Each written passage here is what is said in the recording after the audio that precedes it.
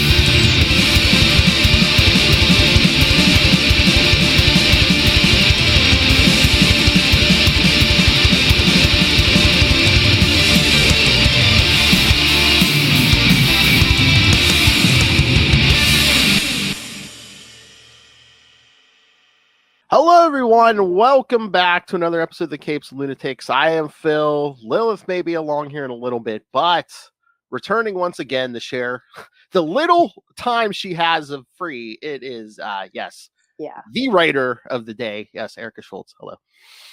Hello. I figured I would put you in front of the Daredevil wall. Oh, nice. Since we're talking Daredevil, and I have my Daredevil t-shirt on. And I have my Psy, by the way. So oh, wow. These are legit. These are legit Psy. That looks real, yeah. They're legit. Is that inspiration? Do you keep them like while you're writing? Not really. I keep them in their case because I'm afraid I'm gonna like drop them.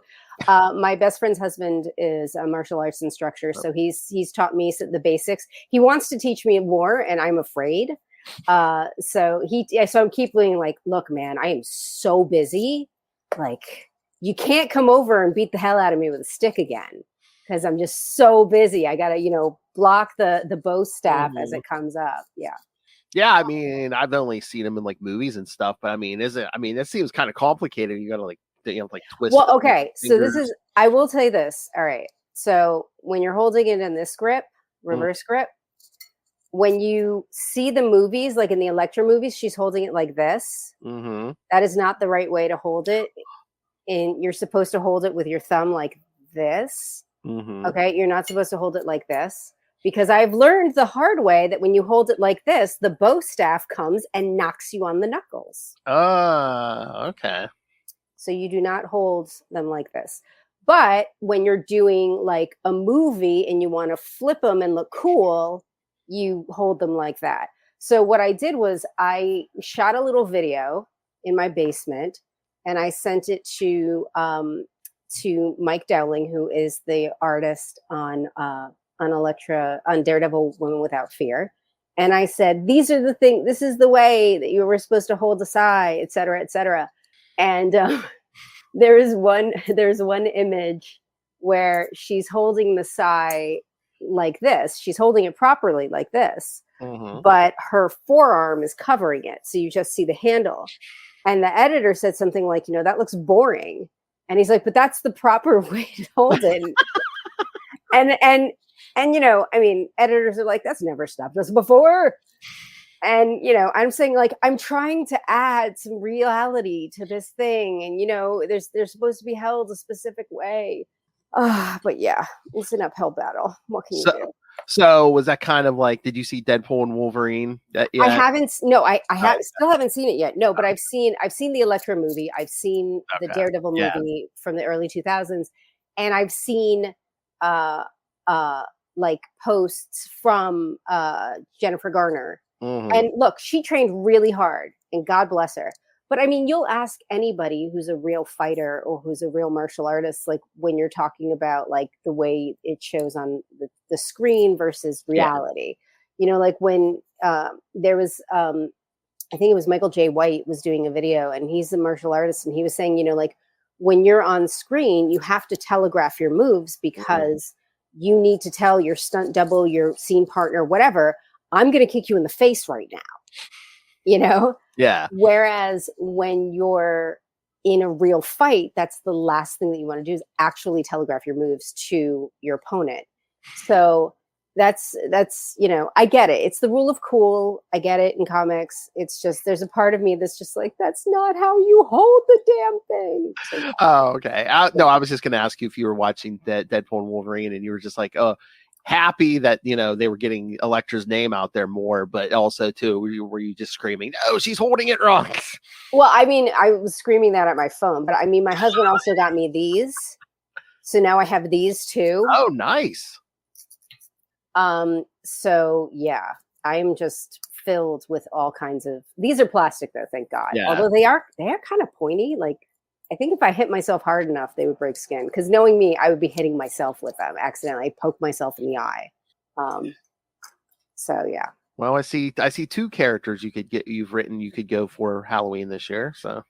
Well, I mean, right before Halloween is New York Comic Con, so I don't think they're going to let me in with these. Oh yeah, you might have to get the plastic. Yeah. I don't think they're actually going to let me in with these, because they're not light. I mean, they're probably anywhere from 2 to 3 pounds each, which I know is light. But I mean, like, if you literally like conked somebody on the head with them, it would hurt. It would hurt. But I mean, they're not supposed to be children's tools. But I mean, here I am, the kid being like, oh, I got the stabby bits. I got the stabby things. Yeah. Yes, but I mean, well, speaking of Elektra, yes, Daredevil, Woman Without Fear, number 2 came out today. Today came out, yes. But I had to compliment you on number 1. Again, you added one of my favorite cannon fodder villains to punch in the face, Crossbones. Thank you. That was actually the editor wanted somebody name. He didn't want us to just, you know, beat up a random goon. He's like, how about we put Crossbones in it? I'm like, Crossbones? All right, fine, whatever. He's like, whatever you want to do. Well, you know, I just don't make the check late, and I'll write whatever you want.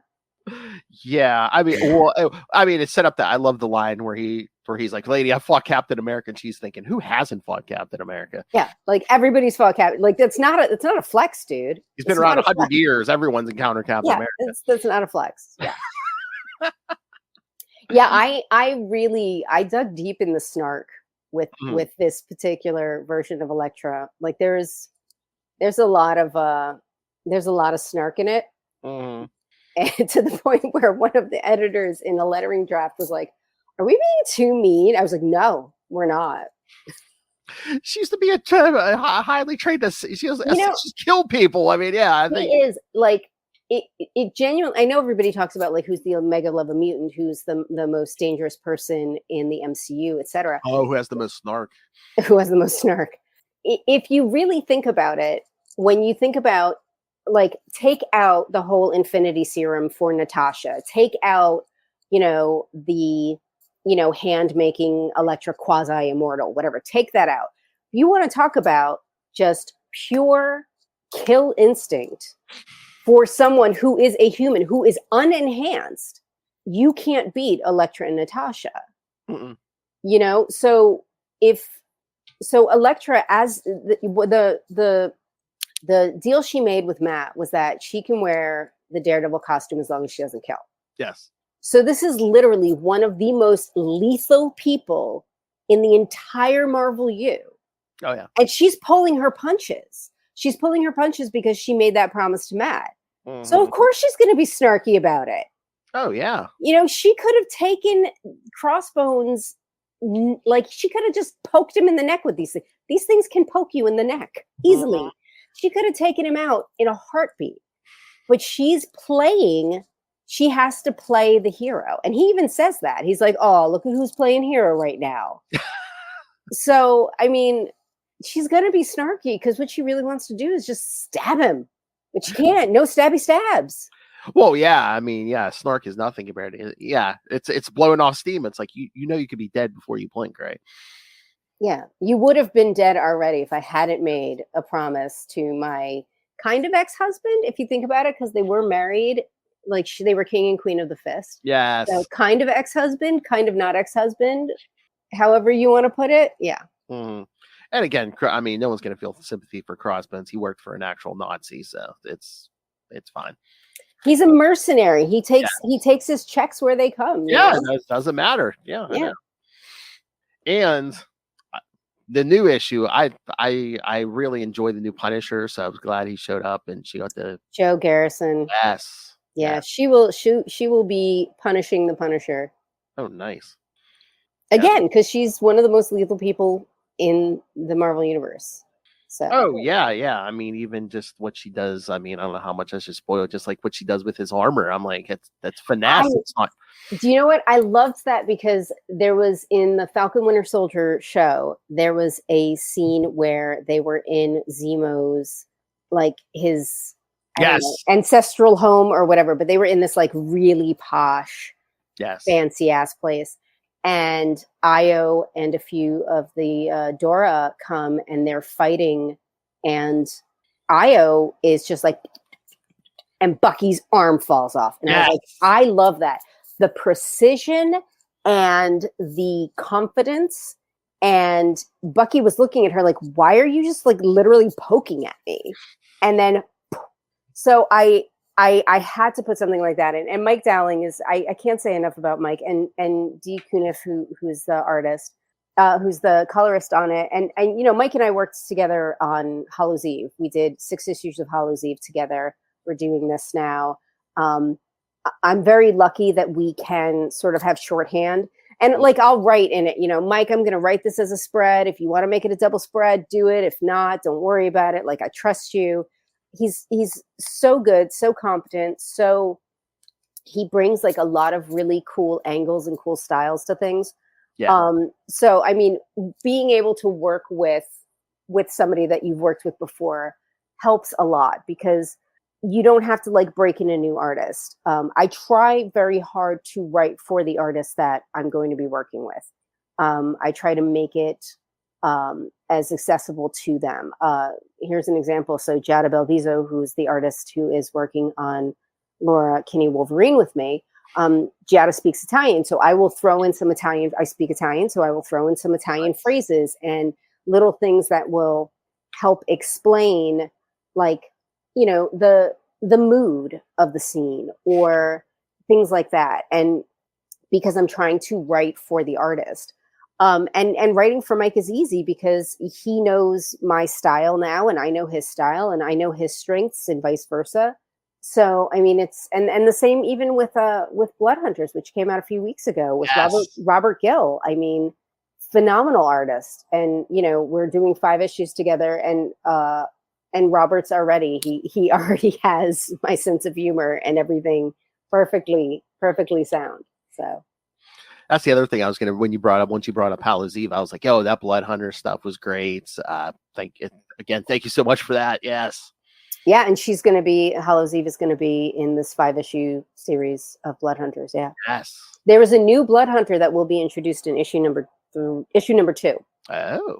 The opening page of issue number 2 introduces our new Blood Hunter. And I hinted at it at the Women of Marvel panel at San Diego, but I didn't know how much I could say. But if you go to previewsworld.com and you look up the cover for Emma Lupacino's phenomenal covers for Blood Hunters, if you look up the cover for issue number 3, it will show you who the new Blood Hunter is. I said, she's very short. I was like, she's small and she's short, and that's all I can say. So that's your hint. And I mean, the Blood Hunters is enough, but are we going to get anything else, Janine, for the Halloween season? Again, they haven't asked me. I love writing Janine anyway. Yes, because, you know, same thing with when I'm writing Daredevil, Elektra as Daredevil, because, you know, there's that little edge of villainy that you get to play with. When you're writing somebody like Peter Parker, Spider-Man, or someone who is so moral and everything, there's the fun to that is that when they get a little snarky, it's like a big surprise to everybody. But when you get somebody like Janine who's got like that, just that hint of villainy, it's a nice little edge to work with. Oh yeah. Wait, what was I gonna say here? But yeah, no, I was just hoping for. I love Janine. I love what you do with her. And again, she had one Halloween spot. I'm like, man, we need more Janine. Every year we should have a Janine. I would love to do that. Nick Lowe, you have my number. Yeah, I mean, I think the only thing I'm doing in the Spidey office right now is the symbiote stuff, is the Venomous Venom War. Oh yes. I'm kind of doing everything in every office right now. That's a good way to be. My hands in a lot of pies. Yes, kids. Also today, Venom War Venomous #1 came out. Yes. Yeah, Luciano Vecchio. Yeah, we got the Venomous one shot a few weeks ago. Yes, very good. And like we were saying, the Totem makes perfect sense for a symbiote because it seems like they give symbiotes to a lot of people and the symbiotes kind of drive them.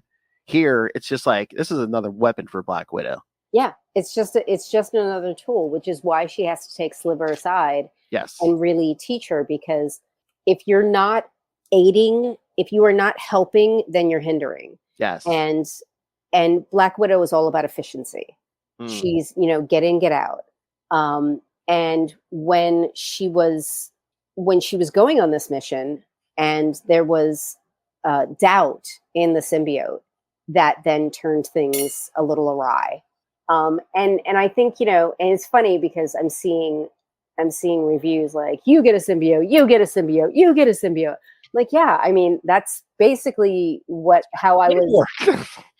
Yeah. I mean, like when I was, organizing my projects, I was like, everyone's a vampire, everyone's a venom, everyone's a symbiote. And like, I was literally like organizing my projects that way.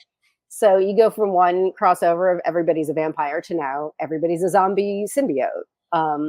So yeah. So do you have the funnest job in the world? You're like, okay, one day I get to write vampires, the next day I get to write, alien symbiotes. I get to write cyberpunk, noir, ex-soldier.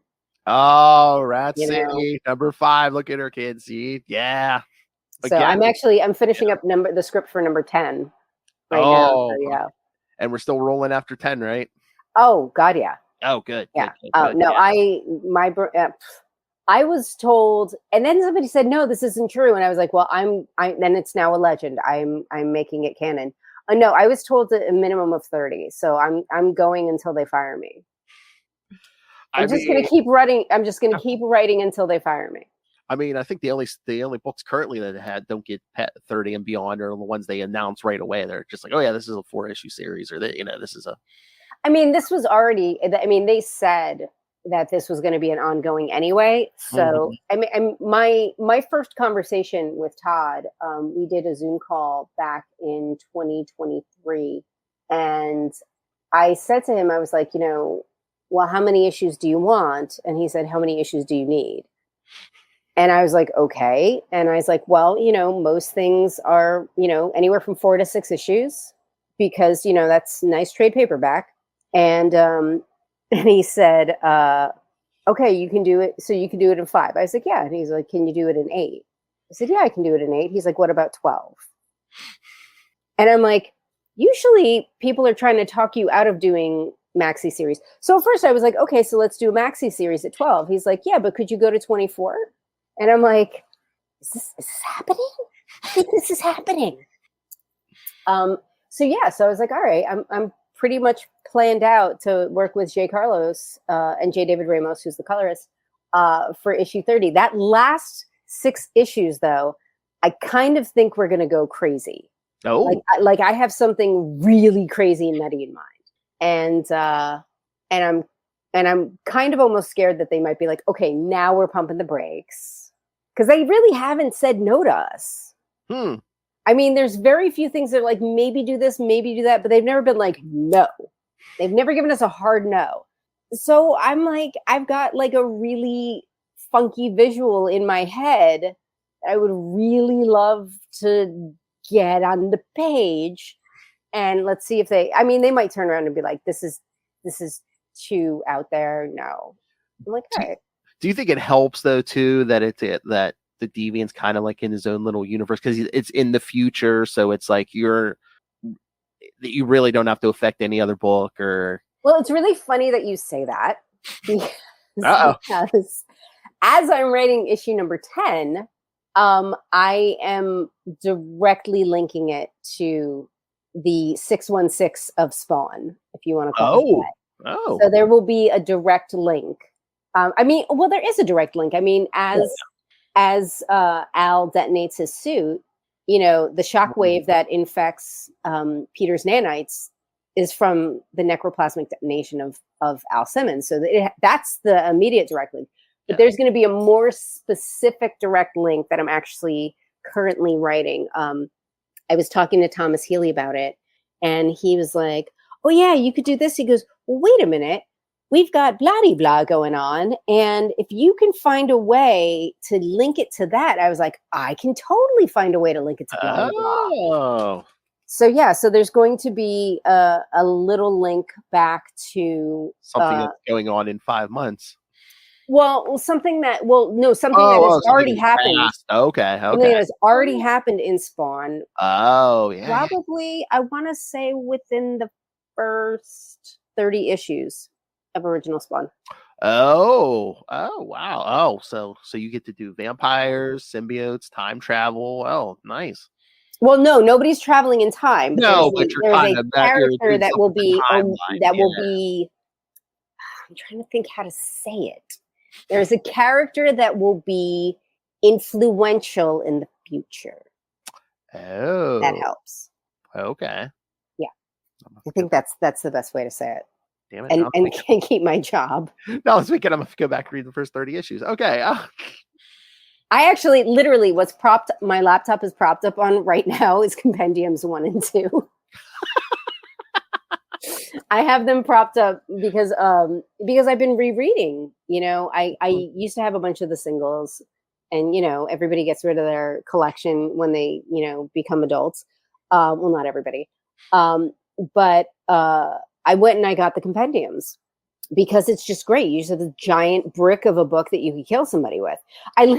I come home from the comic shop and I had 2 compendiums in a bag, and I was literally worried that my bag was going to tear. Oh, yeah. Because they're so heavy. And I dropped it on the couch, and my husband's like, what do you have in that bag? And I was pouring out these giant tomes, and I was like, we could kill someone with these, the giant bricks of books. But yeah, we've got 1, 2, and 3, and I have 4 and 5 on order. Oh, nice. They're thick. They're basically their own bookends when you put them on the shelf. Well, that's what I say to every writer. I'm just like, you got the greatest job because, you're reading comics, you're buying comics, and then you get your significant other says anything. You're like, this is how I get paid. Yeah, exactly. This is work. I will say this. I mean, like, I follow a couple of tarot readers on Instagram, and one of them was doing a reading, and it very much spoke to me. And she was saying, like, you need an attitude of gratitude and things like that. Like, you have an embarrassment of riches right now. And I was like, you are absolutely right. I do.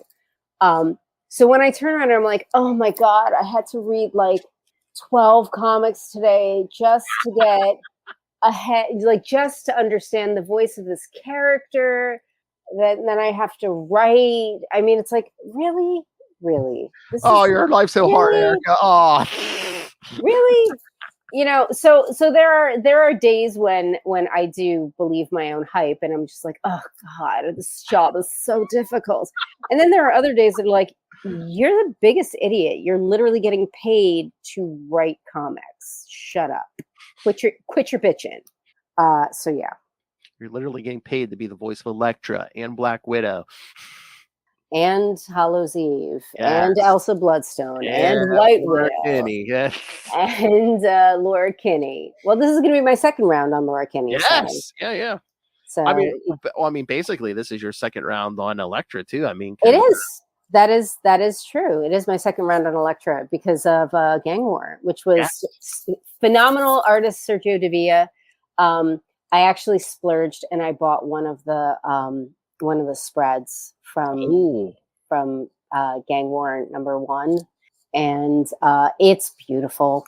I need more wall space now. This is the thing. I need more wall space. I've got my Liana Kangas Elektra as Daredevil. I've got my Marcio Takara when I first wrote Daredevil back in 2018. So I've got all the variants. I've got up top. I've got my 181.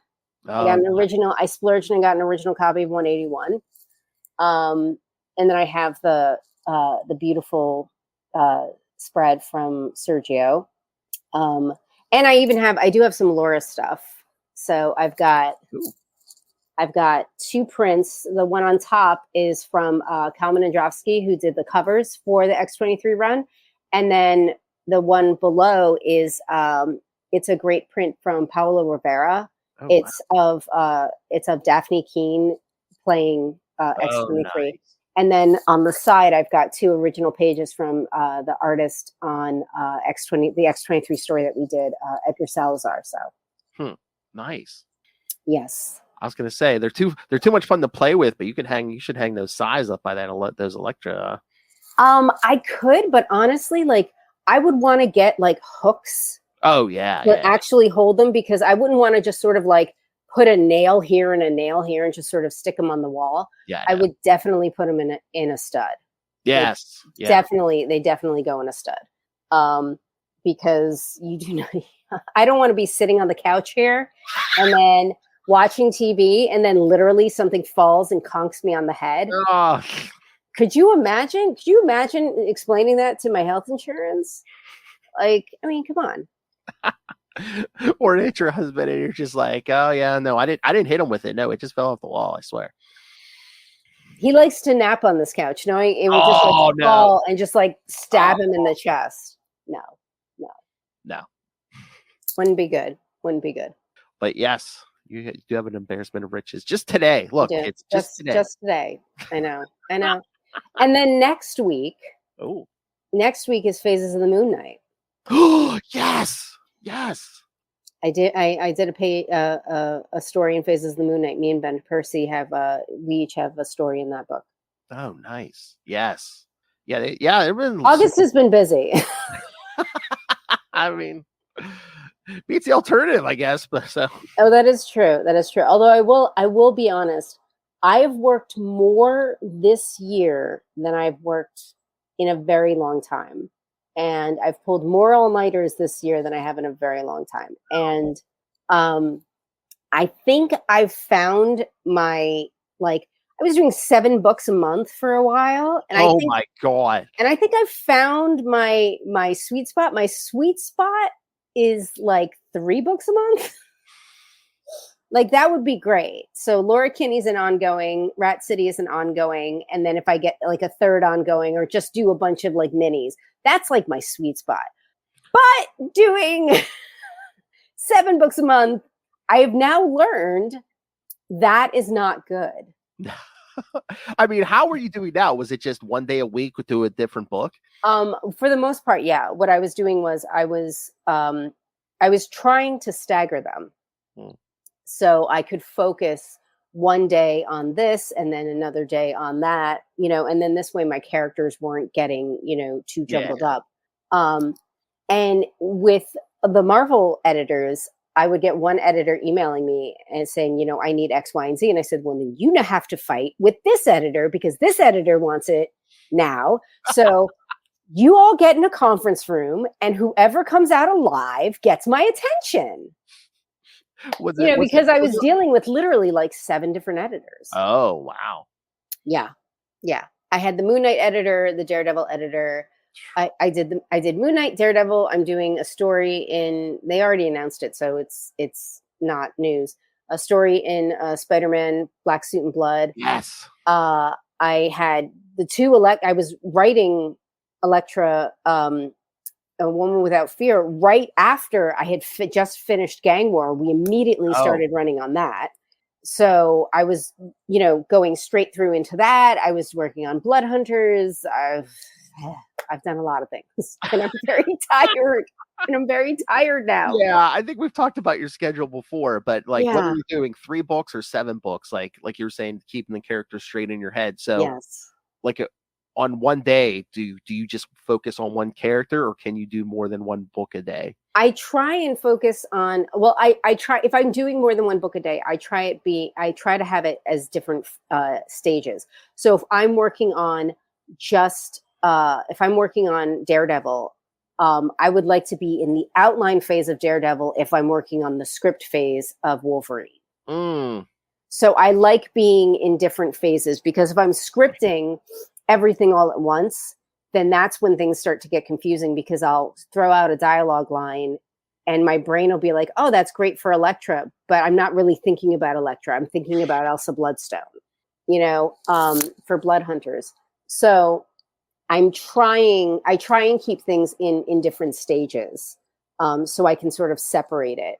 And I will say that there is going to be some overlap, in the sense that I wrote a scene taking place at a gas station in 2 different books.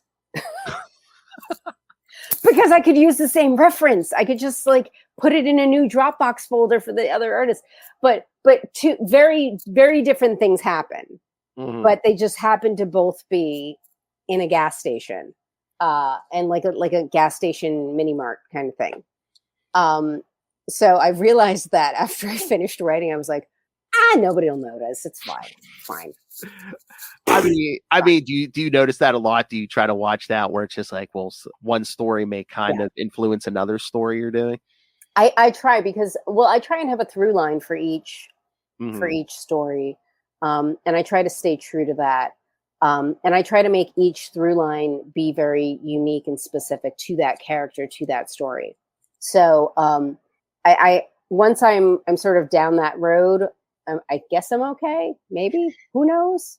Is this all a dream? So yeah, but I mean, I will say this. Going on an embarrassment of riches, the artists that I've worked with, Sergio Davia, Sean Parsons, and Cici Dela Cruz on Gang War, Mike Dowling and Deaconif on Woman Without Fear, Luciano Vecchio and Rochelle Rosenberg on Venomous. Yes. Jay Carlos and J. David Ramos on Rat City. I mean, it's just head exploding from the amazingness, And going back to last year, Edgar Salazar on both Moon Knight, What If, and X-23, the 5-issue X-23. So I've been super lucky, and Giada Belviso on Wolverine she's phenomenal. I did request that my editorial team on Wolverine is all male, and I said, look, we're writing a 21-year-old young woman in New York City. I've been that 21-year-old young woman trying to find your way, and I really would like I would like to cast the creative team as all female or non-binary creators, because I think if this is Laura from a woman's perspective, then I think the creative team needs to reflect that. And I didn't get pushback, but the question was, is this a deal breaker? I said, I'm not Bendis. I can't, I'm not Hickman. I can't, I don't have deal breakers. Yeah. So I said, it's not an edict. It is a strong request. Mm-hmm. Is the best way I can. And, I mean, I didn't just say that, go forth, find me women. I didn't say that. Like I said, here is a list of artists that I've either worked with or I've wanted to work with. Here's a list of colorists that I've worked with that I've wanted to work with. Here's a list of cover artists, and I sent, portfolio links, and I reached out to friends and said, hey, we're casting for this book, send me a couple of pieces, send me your latest portfolio stuff, whatever, give me stuff, please. And I would send links, and then, they'd come back with like, oh, this person's booked or that person, whatever. But I mean, it's nice to be able to say that they took the suggestion, that they followed my lead on that. And I'm really excited. And the people that we're working with they're really just so talented and bringing something new and fresh to the material and I've said it 900 times on every podcast. And I know people are like, we're sick of the sandwich, analogy, but I'm hungry always. So, I mean, it's like you start with a good script and a good team and you just keep building and building. And that's one of the phenomenal things about comics is this, ultra collaborative process. And I really love it. And I love working with amazing people. And I've been very, very lucky to work with amazing people. I mean, that love comes across because, again, you can't write the stories you write if you don't love these characters, love who you're working with. Yeah, you can tell when a team, meshes so well. I mean, but sometimes the creative team should mesh, yes, obviously. Yes, yeah. But when the story, the team not meshing, not blood hunters and stuff, no. That's the fun part because that's where the drama lies and everything. Elsa Bloodstone wanting to blow Miles' face off, Yes. Spoiler for Blood Hunters #1. Sorry. Yes. And it's been out a few weeks. And again, you get to play with a vampire Miles Morales. Yes, that I will say that there's a limitations though, because it's funny. So sometimes you get a character and they're like, yeah, you can pretty much do what you want. And then other times they're like, no. This flagship character has to do X, Y, and Z. So I am walking a very fine line when it comes to Miles. There's things that I've wanted to do with Miles that I've been told I can't do, which is a little frustrating because I think it would be really fun for the character to do that. But I mean, Cody Ziegler has Miles locked down. Mm-hmm. So Cody, you do your thing. I love your work anyway. So God bless you, Cody. But yeah, I mean, Miles is going to be coming in and out of Blood Hunters and such. And then we're going to have this new character who's coming, who I'm intensely happy about. I pitched the character and the editor, and originally I pitched this character as a one-off. And my editor, Martin, said, he's like, why don't we just keep her around? I was like, oh! So she's staying. She is canon now. Mm. And I am really excited. I mean, I'm probably too excited. It's probably punch-drunk exhaustion.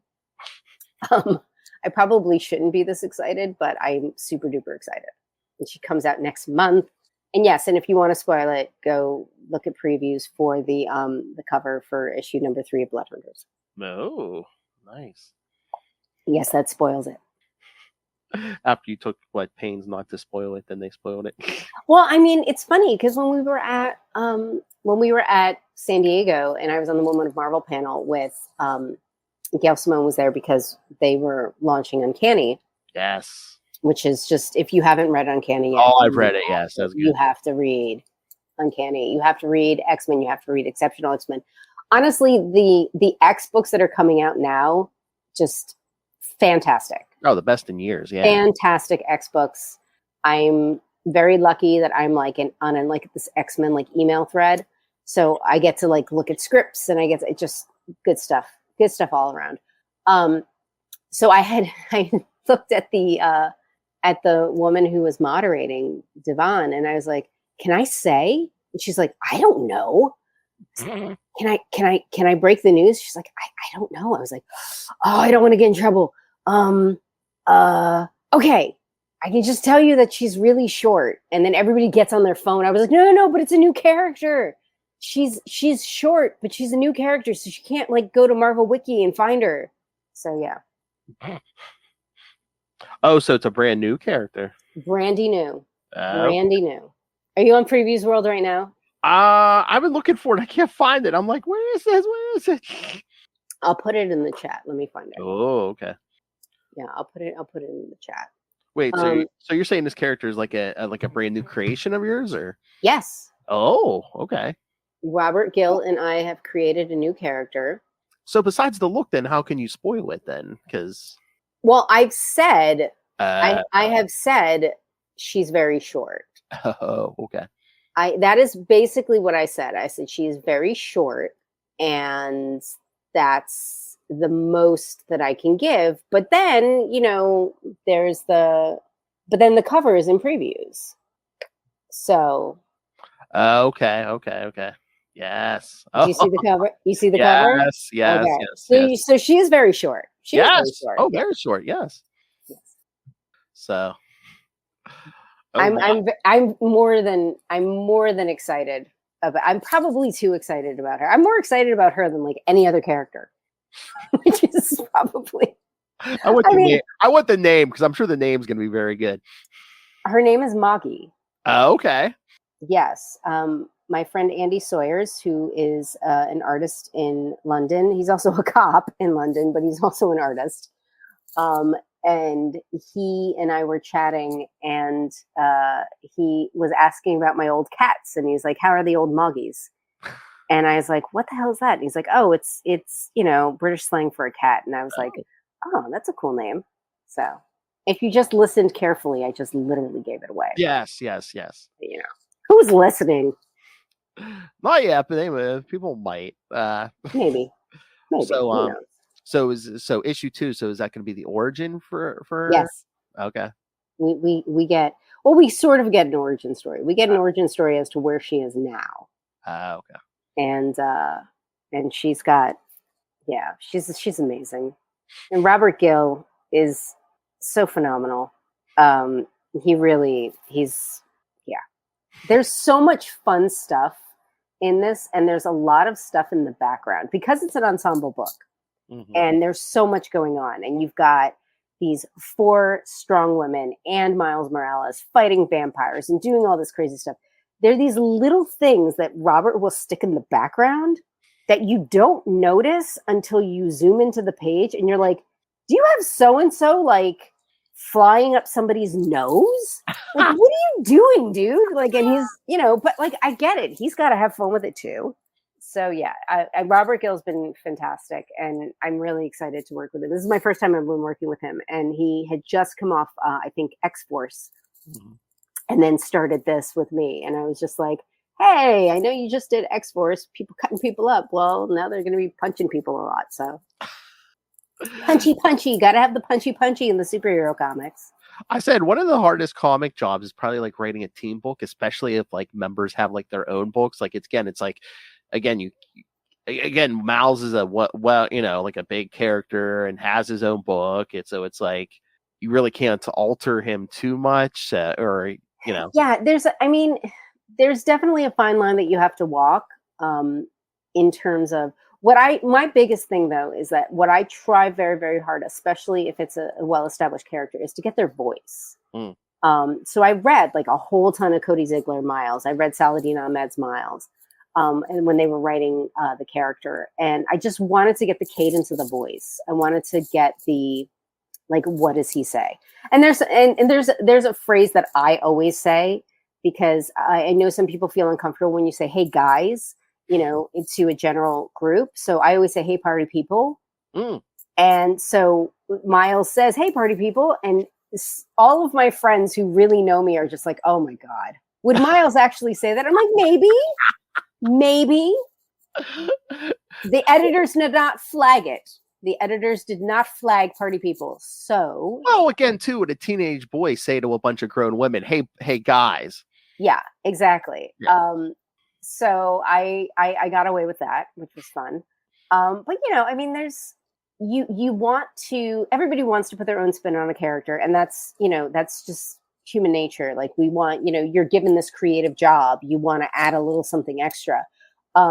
but you have to balance it with what Cody's doing what Jed was doing in Blood Hunters, what Cody is doing in Miles' main book. There's Spectacular Spider-Men with Peter and Miles. So you kind of have to balance out and make sure that you're not stepping on anybody's toes. And I think now that I've worked on 3 crossovers, I'm getting good at Gumbying my way through the little, weaving my way in and out of stuff. So I'm hoping that I've, I'm not getting cocky and that I really do know what I'm talking about, or I could be completely wrong. Again, this could all just be a dream. I mean, if you weren't doing a good job, I don't think they'd be giving you the embarrassment. Knocking on all the wood. Yes. Knocking on wood. Yes. I don't want an email. I don't want to wake up to an email from Tom Brevoort telling me I'm fired, or from Todd McFarlane telling me I'm fired. That would suck. I think you have job security. I mean, they'd have to hire 3 people to replace you. So knocking on all the wood. Yeah. I'm kind of indispensable right now, but I don't know if that's a good thing. Because then you get an editor being like, "Oh yeah, can you give me on a Monday? Can you give me a 25-page full script by Thursday?" It's like, maybe. I'm like, next Thursday. Talk to that other person, to see if they can exactly back. Exactly. Tell that editor to move his scripts back. I mean, that's the other thing though. Is I could be 4 weeks ahead and I still feel like I'm behind. And I will say this, Jay Carlos on Rat City, he is fast with the artwork. And I always try and be 2 full scripts ahead. So he's already halfway through issue number 8. Wow. And I haven't finished the script I haven't finished a final draft of issue 10. And I'm like, oh my God, I have to do that. And then I just finished lettering issue 7 because I'm also doing the lettering. I just finished lettering issue 7 tonight. So yeah, I do a lot of things. I mean, again, job security. Wow. No, genuinely, I think it's because I'm a control freak. Because I try because comics is a huge collaborative process. And so everybody's adding their little 2 cents and I want to add a nickel. And so I'm like, well, I'll letter it too. Just to add my little extra, Oh yeah, I get the whole control freak thing because you're probably just like they offer you one of your favorite characters. Like, yeah, don't let anybody touch that. Yeah, I want to write that. Then they offer something else. Yeah, oh yeah, I love her too. Yeah, give me that book. Give me that book. Yeah. Give me all the books. And then I'm like, why do I not sleep? Why am I literally waking up in the middle of the night, rolling over and scribbling in a notebook? Ideas. Oh no, is it coming to you in dreams now? It doesn't come to you in dreams, but I mean, and this is not a new theory, but there's this theory that when you're literally just about to fall into REM 1 when it comes to sleep, apparently that moment is when sort of your mind really opens up and all of the problem solving really gets done. And so if you especially if I'm having trouble with a story idea, how to get from A to B, I'll type a billion things out. I'll handwrite stuff out and, just free write just to sort of get out of my system. And none of it's working. And then I'm lying in bed. I'm about to fall asleep. And all of a sudden I'm like, oh, I got the idea. So I have to roll over and then scribble it in the dark, quickly. And then the next morning I pray that it's legible enough to be able to, figure out what it is that my brain finally opened up enough to be able to, because that's the thing is when you concentrate on something too much, a lot of times you're missing it. Yeah. It's like that early Seinfeld episode when he woke up and wrote something. Then the next morning he's like, what does it say? I can't read this. What is? I've gotten pretty good at writing in the dark. I have. I've gotten pretty good at it. And I used to try and be very neat, right within the lines. Now I know I'm not going to do that, but I also have gotten to the point where I'm not writing the same line over and over. I know to, pull the line down when I write. This way it's not 4 sentences literally on top of each other, which is always fun. Yeah, I heard a theory that's like, yeah, when you when your body kind of relaxes, yeah, the mind opens up. That's why so many people get ideas like when they're taking a shower or something. Yeah. It's just like, oh yeah, If I'm super duper blocked and I really don't know what I'm going to do, taking a shower helps. I know people say go for a walk, but I get really distracted when I go for a walk because I have this tendency to make up stories about stuff. So I see like, I mean, we've lived in this house for almost 6 years and I still only know like 3 of my neighbors. And well, probably because the rest are probably jerks, but no, I'm just kidding. But like, so there's a little girl who lives at the end of my block and she is precocious, for lack of a better term. And she lives 3 houses down from me. And she's no joke. She's probably only 6, but I don't know how she like slips out, but I'm hearing her screaming in front of my house and her parents are in the yard looking for her. And I'm like, she's right here. And she's just like, shh. So my brain, I don't know anything about this girl other than she likes to run around. And so my brain will make up a story about her if I'm walking, like if I'm going for a walk in the neighborhood, or if, you know, somebody's cooking something and I smell somebody's cooking, I'll you know, ponder about who they are kind of thing. So going for a walk is distracting to me, but taking a shower is not, because you know exactly what you need to do. You got to go, you got to wash your body, you got to wash your hair and everything. So I have a routine in the shower. So I do the routine, and because it's, you know, on autopilot, then that allows my brain to sort of open up and say, oh, hey, you can do X, Y, and Z. And then I'm sitting there going, and I have to repeat it to myself over and over. So I remember it, because there's no place to write it in the shower. Although a friend of mine said that there are these like crayons, like kids crayons that you can like write on the walls and everything. And then they wash off. So I was kind of thinking of getting some of those. So if I'm in the shower and I come up with an idea, I can write on the walls and then like it, you know, transcribe it to the notebook when I'm dry and then rinse it off. I don't know how good they are, but they do have like waterproof pouches you can put your phone in if you ever like put notes on your phone or something. I mean, that is an option. I'm not poo-pooing that option. You don't have to worry about handwriting. I don't have to worry about handwriting. My only fear is, knowing my luck, there will be a hole in it, or I didn't seal it properly. Yeah. And then like I get out of the shower and I just have a bag of water and a phone. And then it's like, drop the phone in rice, which somebody said doesn't even work, but then other people say it does work. I don't know. I hope I never find out. I hope I never have to find out. No, you sound like me, because anytime someone, something like that, I'd be like, well, what if water gets in there? Well, you know, this is... Oh God, I would freak out. Phones are expensive, man. Mm-hmm. I just got a new phone. Right after San Diego Comic-Con.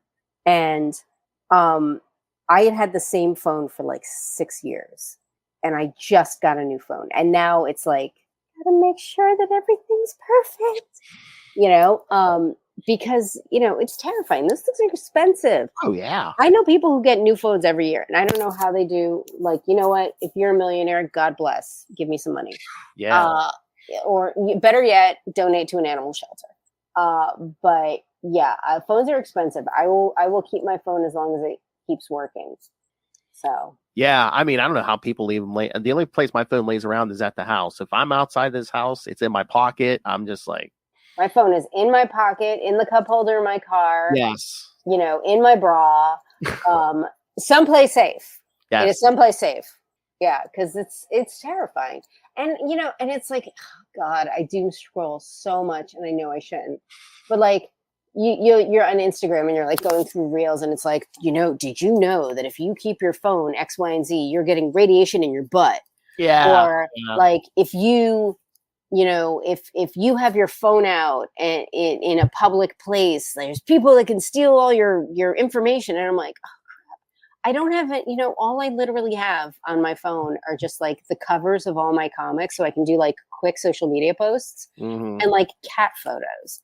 Like I don't have anything like lascivious on my phone. I don't have anything that's like really like, You know, you know what people could do? They could send my photos to JD Vance and say, "Look, here's a crazy childless cat lady." Like that's the best that they're gonna do.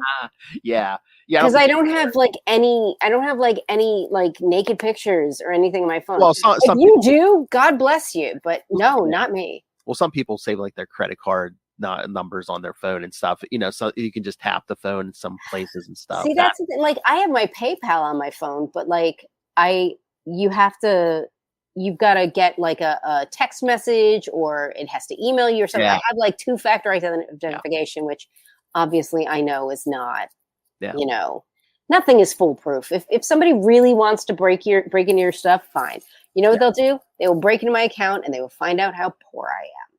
They will find out, as wonderful as it is to write for comics, they will find out that it does not pay great, which is why I was doing 7 books a month.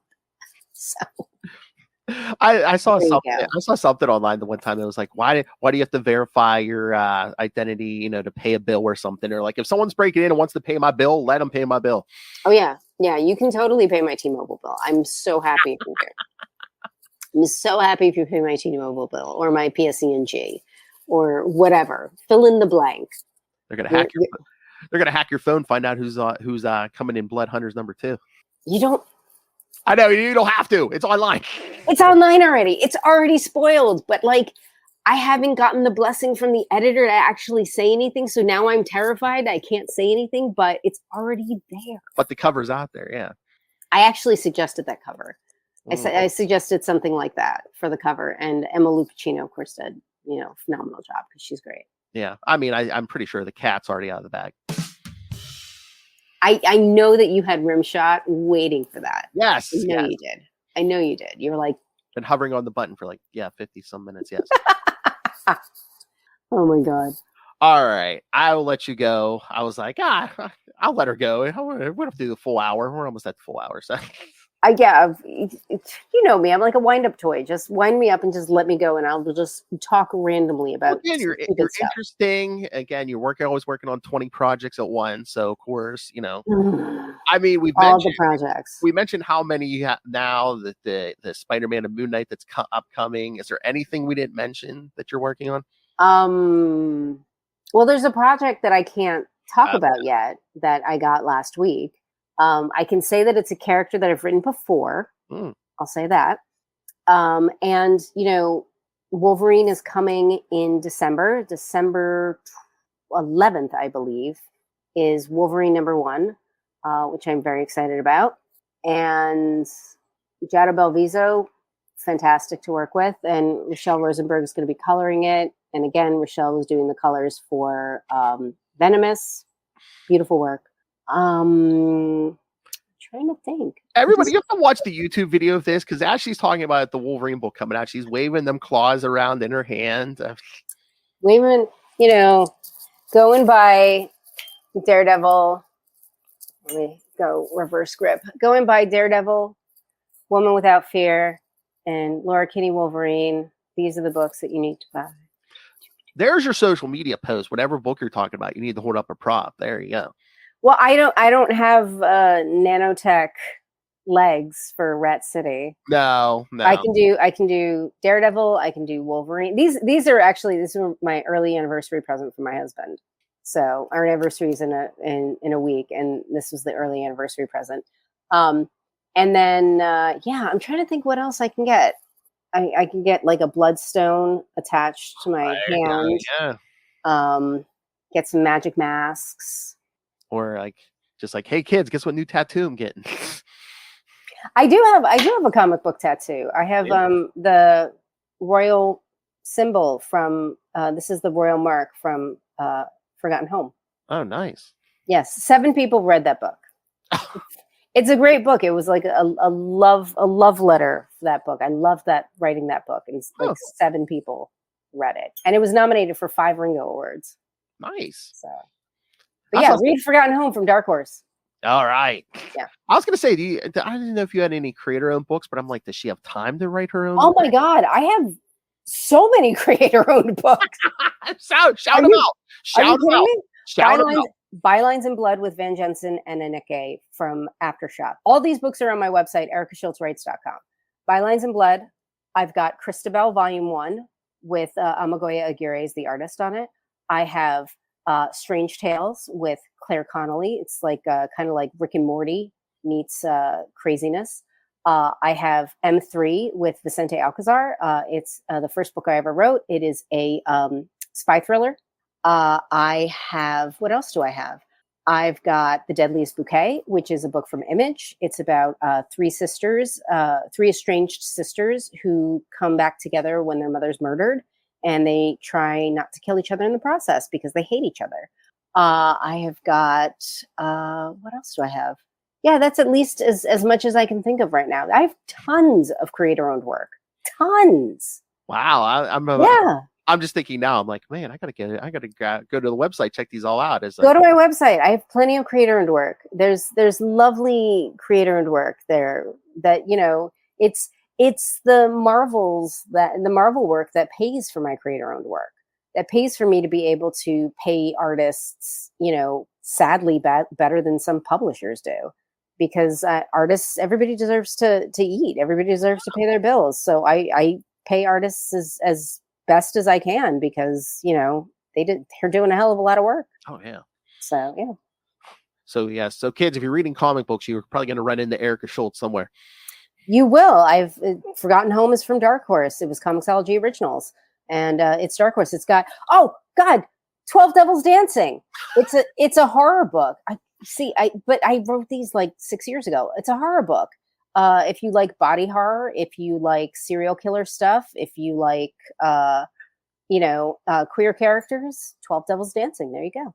One, you need a cheat sheet of everything you've done just so I used to have one because my cousin would help me at conventions, and I used to have a cheat sheet for her that would have all the log lines for everything. And I need it for myself now because, you know, writing $7 a month. Yeah. Anyway. All right. I should go sleep now. All right. Oh, you do that? Okay. All right. Yes, kids. She says sleep, but she's going to probably work on another script. All right. Erica, thank you. I always appreciate when people come on and share their time. And I know you have very limited time, as we can attest. So thank you so much. Please give Lilith my baths. I will. Thank you. All right. Thank you so much. Thank you for everybody watching. Be well. Enjoy. Mask up. All right, kids. So yes, the great Erica Schultz. Like I said, I appreciate all these writers that they have limited time. I don't think there's a person I talk to, or me and Lilith talk to there, that they have. You know, there's not one person I think working in the industry right now where they're just like, yeah, I'm working on one book. No, it's always multiple books. It's like, yeah, it's you're either working on like a handful of books, or you're not working. So. But yes, thank you, Erica. Yes, go check out her website. Again, she's doing stuff at Marvel, at Image, she's Dark Horse. Yes, I will try to share as much of that as I can. Again, like I said, just today, Daredevil Woman Without Fear #2, Rat City #5, and Venom War Venomous. Yes, very good. If you haven't checked out Black Widow in her new symbiote, check that out. All right, now that Erica's plugs are out of the way, let's do ours. All right, so if you want to send us thoughts on this interview or any of our other episodes, or if you're a comic creator, again, I don't care how big or how small you think you are. Again, I love talking to creators. I don't care if you have one book, if you have one creator-owned book on Kickstarter, if you're doing 20 books in 20 different places, I don't care. Contact me. Let's set up an interview. CapesandLunatics@gmail.com. It's right there on screen. And call the voicemail 614-382-2737. That's 614-38-CAPES. And also you can find all of our episodes. We do episodes on the Capes Lunatics and Capes Lunatics Sidekicks podcasts. Episodes. You can find social media. We have social media for all the many, many shows we do. Merchandise. Capes Lunatics has new merch. It's classic merch. There's one of them. There's one of the many shirts. Again, well, the shirt I'm wearing now is the image you see on the screen here. So yeah, get your Capes Lunatics merch. And again, the aforementioned Lilith Hellfire. Always request that you guys send us money through the Cash App link. Make it rain. Capes and Lunatics. And of course, we have a Patreon where Lilith and I give you an uncensored, original at least one episode every month. And again, exclusive just to our patrons. And if you are a patron, you can request a topic for us to talk about. Anything goes, kids. Send us a topic.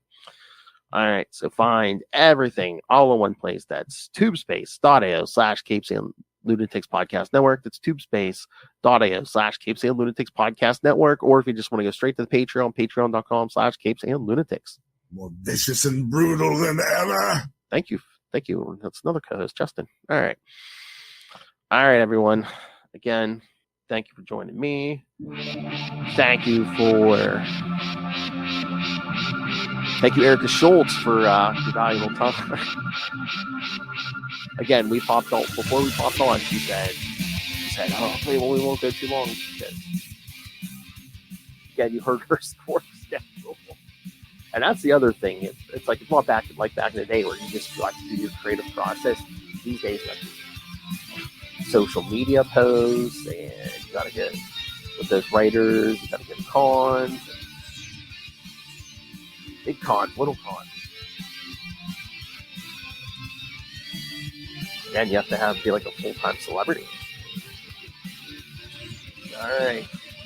But again, yes, thank you to the psi-wielding, adamantium claw-bearing Erica Schultz.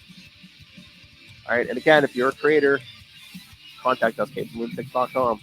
Or no, CapesandLunatics@gmail.com.